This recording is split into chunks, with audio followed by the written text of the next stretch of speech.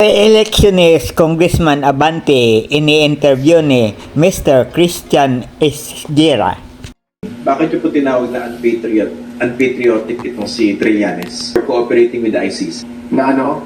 Yung, ba't yung tinawag na unpatriotic si Trillanes? Siya yung una nagsampa ng kaso laban kay Duterte sa ICC. To me, parang hindi yata issue yung nagko-cooperate siya.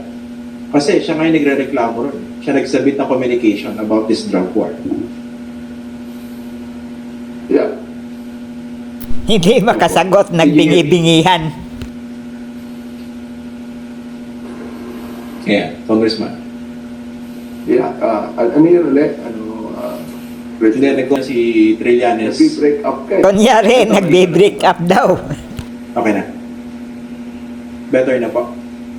You're breaking up. Breaking up. Pwede na. Ayun, pwede na. Okay. Kong, malino na po ako. Parang tanga. Mahina yata yung signal ni Congressman no? Kong, malino na po. Pero okay yung signal. Okay yung signal ko. Sa akin din malakas Baka may... Okay, ikaw. Medyo.